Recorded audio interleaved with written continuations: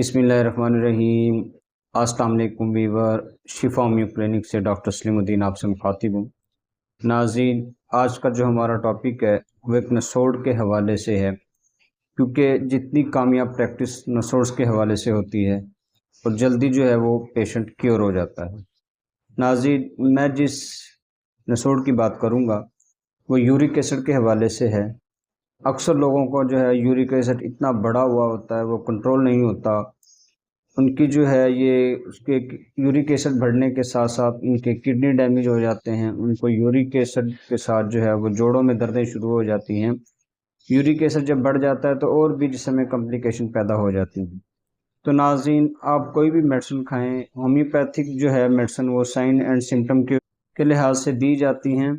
تو اگر اس کے ساتھ ساتھ ناظرین ایک میڈیسن، ایک نسوڑ جو آپ یورک ایسڈ CM میں ایک ڈوز دیں، انشاءاللہ یورک ایسڈ جتنا بھی بڑا ہوا ہے وہ کنٹرول ہو جائے گا اور ریڈیوز ہونا شروع ہو جائے گا۔ آپ جو بھی میڈیسن دے رہے ہیں یورک ایسڈ کے حوالے سے وہ سائن اینڈ سمٹم پہ آپ دیتے رہیں، اس کے ساتھ ایک آدھ ڈوز جو ہے وہ لازمی CM کی یورک ایسڈ لازمی دے۔ انشاءاللہ اس سے جو ہے آپ کا پیشنٹ بہت جلدی کیور ہو جائے گا۔ یا وہ حضرات جن کا یورک ایسڈ بڑا ہوا ہے وہ علاج کروانا چاہتے ہیں تو وہ میرے دیے گئے واٹس ایپ پہ آپ مجھ سے رابطہ کر سکتے ہیں۔ اپنی دعاؤں میں یاد رکھیے گا۔ نیکسٹ ویڈیو کے ساتھ پھر ملیں گے۔ اللہ حافظ۔